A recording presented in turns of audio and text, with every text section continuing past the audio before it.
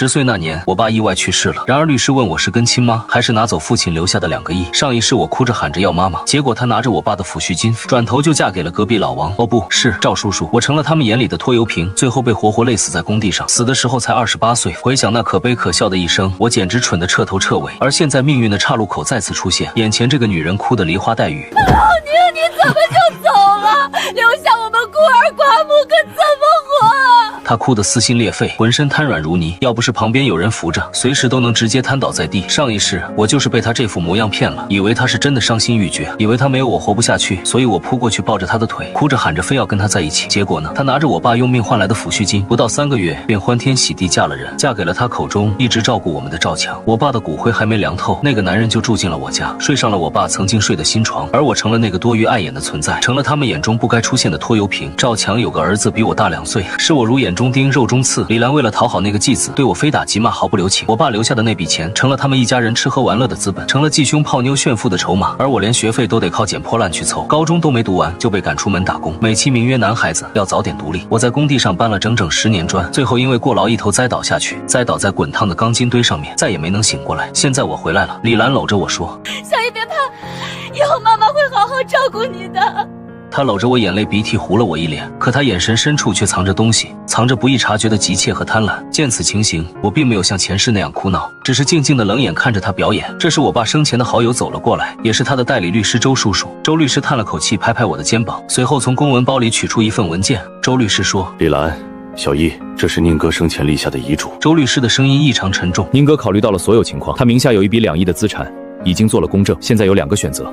第一，小易跟你，这笔钱作为抚恤金和抚养费，由你代为保管，直到小易成年。听到这话后，李兰呼吸瞬间急促起来，她眼睛里迸发出骇人的亮光，死死盯住那份遗嘱文件。第二，如果小易选择不跟你，这笔钱将转入信托基金，由我代为监管，小易拥有唯一支配权，而你李兰将无法得到任何部分。空气仿佛在瞬间凝固住了，所有人的目光都聚焦过来，聚焦在我这个10岁孩子身上。李兰的身体明显僵住了，她难以置信地瞪着周律师，仿佛在说：“你怎么能提出这种选择？”紧接着，她立刻换上悲痛欲绝的表情，死死地把我抱在怀里。李兰哭嚎着说：“周律师，你怎么能说这种话？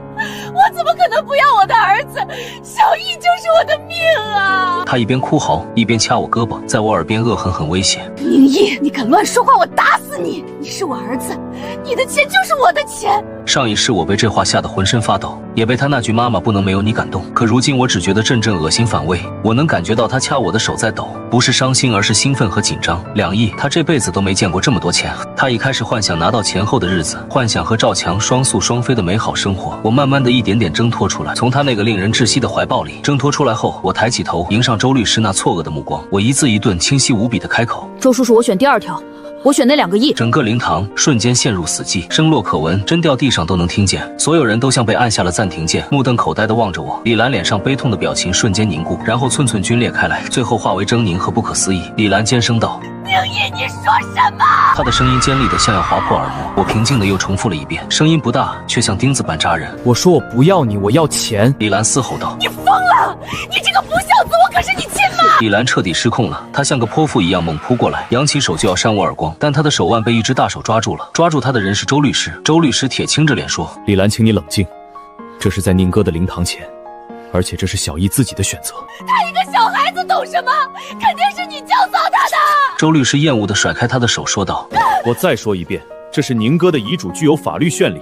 既然小易做出了选择，我会立刻启动相关程序。从现在开始，你不再是他的法定监护人。”李兰彻底傻了，她看着我，眼神里充满怨毒和不甘，仿佛在看一个不共戴天的仇人。她大概怎么也想不明白，一向懦弱听话的儿子怎么会突然变得如此陌生冷酷。我懒得再理会他，我走到周律师身边，拉了拉他的衣角，问道：“周叔叔，我爸是不是早就知道了？”周律师身体猛地一震，他蹲下来认真看着我的眼睛，良久才沉痛地点了点头，说道：“你爸是个聪明人，他只是太爱你了。”一句话让我眼眶瞬间通红。是啊，我爸那么聪明的一个人，怎么会看不出李兰的水性杨花？他只是为了给我完整的家，一直在隐忍不发，直到他查出绝症时日无多，才为我铺好了这条后路。上一世的我实在太蠢了，亲手毁掉了父亲最后的爱。这一世我不会再错了，我选那2个亿。李兰最终还是被亲戚们拉走了。她临走时那怨毒的眼神，我刻在心里记了一辈子，但我丝毫不在乎。从我做出选择的那一秒起，我和她之间的母子情分便已断绝，剩下的唯有仇恨。周律师成了我的新监护人，他是个正直可靠的人。办完我爸的葬礼后，周律师把我接到他家住下，他给我看了一份长长的投资清单，都是我爸生前和他研究的项目。可我直接翻到了最后一页。周叔叔，前面这些全卖掉吧。周律师大吃一惊说：“小易，这些可都是蓝筹股，是你爸精挑细选的，稳健的很。”我摇了摇头说：“太慢了。”我伸出手指点在清单上，点在几个毫不起眼的名字上，把所有钱都投进这几家公司。周律师眉头紧锁：“这都是些什么公司？听都没听过。小易投资可不是儿戏。”周叔叔，你信得过我爸吗？他愣了一下后，当然信。随即点头说：“那就也信我这一回。这是我爸托梦告诉我的。”我只能用这个蹩脚的理由，但周律师看着我的眼睛，那双眼睛静得不像10岁孩子，他竟鬼使神差地点了头。他不知道的是，我点的这几个名字，未来10年将搅动整个世界，成为最庞大的商业巨头，而我将是他们身后最神秘的股东。做完这一切安排后，我彻底放松了下来，给自己定下全新的人生目标：躺平。对，就是躺平。上辈子我累死累活，这辈子我要舒舒服服地过。我让周律师替我找了最好的私立学校，不是为了去苦读，只是为了那里的环境好，食堂好吃。我开始健身，不是为了别的，只是为了以后能有8块腹肌和人鱼线。穿衣服好看，我开始研究中国8大菜系，学着自己酿酒，不是为了当厨子，只是为了满足自己的口腹之欲。我把所有麻烦事都丢给了周律师，后来又丢给了周律师帮我组建的专业团队。为首的那个男人叫老吴，一个华尔街回来的精英，被我用3倍薪水挖了过来。我对他只有一个要求：别来烦我，有事自己处理，处理不了的就让他破产。老吴当时看我的眼神，就像在看一个败家的地主傻儿子，但他还是忠实地执行了我的命令。于是我的生活变成了……老板，企鹅公司的股价又翻了3倍，我们赚了50个亿。哦，知道了，别打扰我研究佛跳墙。老板，阿里公司马上要上市了，我们的原始股价值预计会突破1000亿。知道了，帮我看看我新酿的这批黄酒怎么样？老板，您上次随手买的那块地，政府要规划成新区的中央商务区，价值暴涨了100倍。老吴渐渐习惯了我的闲鱼状态，甚至开始帮我主动过滤掉那些不重要的几十亿的小生意，而我则在躺平的道路上越走越远。我名下的财富像滚雪球一样疯狂增长，但我对数字已经麻木了。我只对如何让自己过得更舒服感兴趣。我成了顶级富豪圈里一个神秘的传说，没人知道我是谁，只知道有个神秘的宁先生，富可敌国，却神龙见首不见尾。直到我18岁那年，一个女人的出现打破了我平静的躺平生活。萧婉清，我的前未婚妻。我和萧婉清的婚约是爷爷辈定下的娃娃亲。我爸去世后，我们家道中落，这门婚事也就没人再提。可谁也没想到，我爸留下的那笔遗产，在10年后会发酵成一个庞大的商业帝国。虽然我刻意保持低调，但宁家的重新崛起还是引起了萧家的注意。于是在我18岁生日那天，萧家老爷子带着他的宝贝孙女亲自登门了，美其名曰履行当年的婚约。我第一次见到萧婉清是在周律师家的客厅，她穿着一身得体的白色套裙，长发一丝不苟地盘在脑后，脸上画着精致的淡妆，美则美矣，却像一座冰山，浑身散发着生人勿近的寒气。她就是那种标准的女强人，被当作家族继承人培养，理智强大冷静。据说她20岁就拿下了双料博士学位，22岁接管家族企业，手段狠辣，让一众商场老狐狸都忌惮3分。她的世界里只有事业利益和数据，感情被她视为最无用的弱点。宁毅是吧？她坐在我对面，双腿交叠，目光像扫描仪一样在我身上扫了一圈，带着毫不掩饰的审视和轻蔑。我当时刚健完身回来，穿着一身宽松的运动服，头发还带着汗水的湿气。我懒洋洋地应了一声，靠在沙发上，随手拿起一个苹果啃了起来。我的态度显然让他很不悦，他眉头微蹙。听说你高中毕业就没再读书了？读书太累。那你现在在做什么？健身、做饭、酿酒，研究怎么躺得更舒服。我实话实说，萧婉清的嘴角勾起一抹讥讽的弧度。所以你就是个无所事事的纨绔子弟？可以这么理解。我无所谓的耸耸肩，他发出一声冷笑，眼神里的鄙夷更浓了。宁毅，我们打开天窗说亮话。这门婚事是爷爷辈的玩笑，当不得真。我萧婉清的丈夫必须是能与我并肩而立的强者，而不是一个只知道吃喝玩乐的废物。所以呢？我饶有兴致地看着他。所以我希望你主动去跟我爷爷说，解除这门婚约。他以一种命令的口吻说道。作为补偿，我可以给你一笔钱，或者在我们公司给你安排一个清闲的职位。我差点把嘴里的苹果喷出来。给我钱，给我安排职位，他知不知道，他引以为傲的萧氏集团，在我眼里连我资产的零头都算不上。我看着他那副高高在上的样子，突然觉得很有趣。上一世我连见他一面的资格都没有，这一世他却坐在我面前，用施舍的语气要补偿我。我擦了擦嘴，笑眯眯地说道：好啊。萧婉清愣了一下，似乎没想到我答应的这么爽快。你想要什么补偿？他恢复了那副冰山脸。我不要钱，也不要职位，我站起身走到他面前，俯下身凑到他耳边，他下意识的想后退，但身体却僵住。我能闻到他身上那股冷冽的香水味。我压低声音，用只有我们两个人能听到的音量说：“我要你亲自去跟你爷爷说，是你配不上我宁毅。”萧婉清的瞳孔猛地一缩，她大概这辈子都没听过这么狂妄的话。她猛地推开我，站了起来，俏脸因为愤怒而涨得通红。宁毅，你不要给脸，不要脸！不要脸，脸是自己挣的，不是别人给的。我重新坐回沙发，翘起二郎腿。萧小姐，是你先看不起我的，难道不是吗？她居高临下的看着我。你这种人，除了会投胎，还会什么？整天无所事事，混吃等死，和寄生虫有什么区别？区别在于，我乐意。我摊了摊手，我的人生我做主，不像某些人活得像个精密的机器，连喜怒哀乐都要计算得失。我的话显然戳中了他的痛处，他的脸色白了几分，握紧了拳头。道不同不相为谋，婚约我会去解除，从此以后我们两不相干。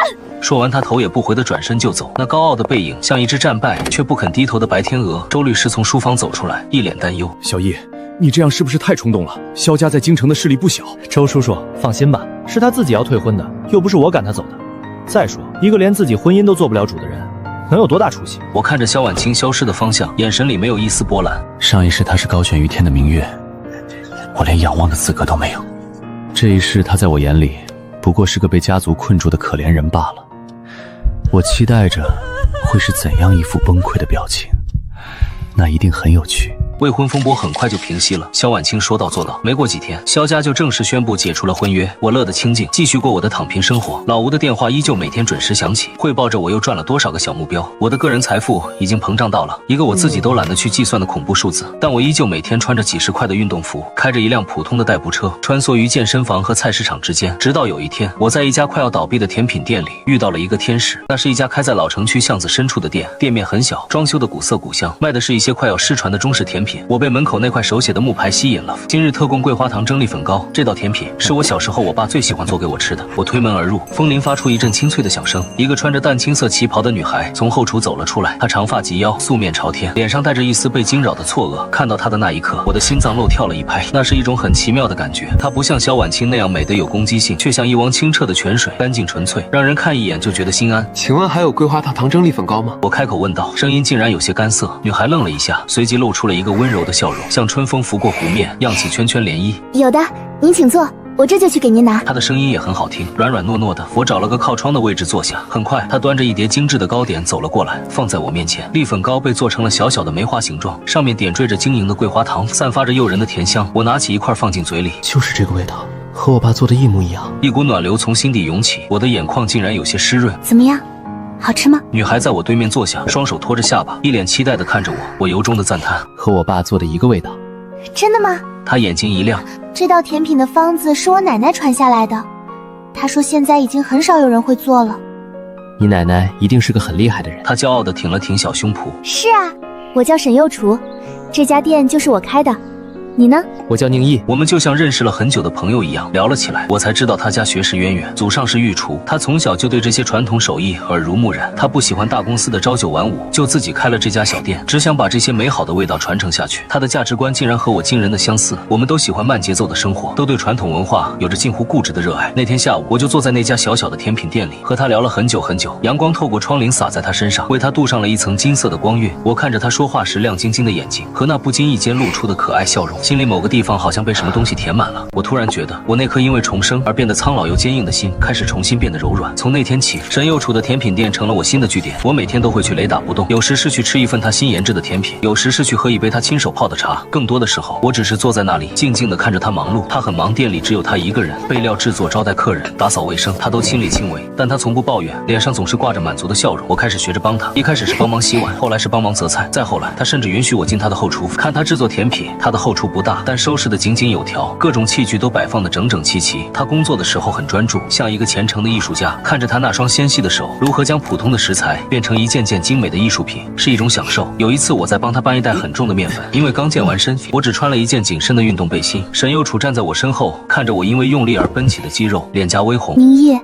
你身材真好。我放下米袋，转过身，故意挺了挺胸，想试试手感吗？我以为他会害羞地跑开，没想到他竟然真的伸出了手，指尖微凉，带着一丝糯米的甜香，轻轻戳在我腹肌的沟壑里。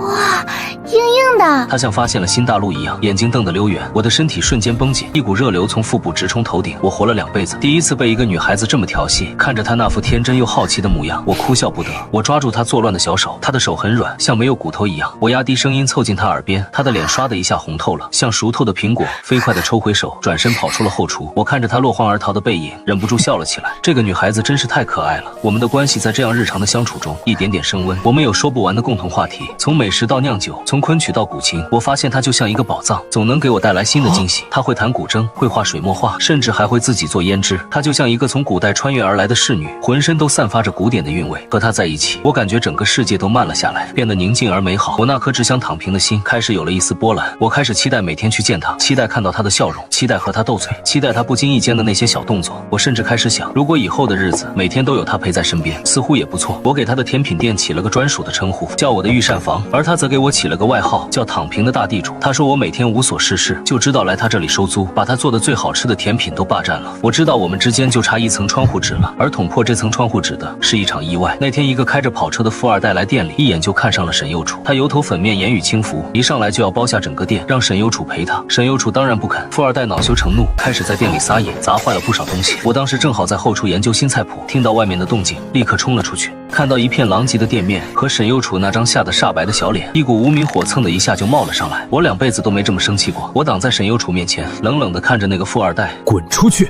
你他妈谁啊？敢管老子的闲事儿！富二代嚣张地指着我的鼻子，我没说话，只是拿出手机拨通了老吴的电话。老吴，帮我查个车牌号，5分钟内让他和他家里的公司在京城消失。富二代愣了一下，随即爆发出一阵狂笑。笑死我了！你以为你在拍电影啊？还5分钟让我家消失？你知道我爸是谁吗？我静静地看着他，像在看一个死人。不到3分钟，富二代的手机响了，他接起电话，脸上的笑容瞬间凝固。什么爸？你说什么？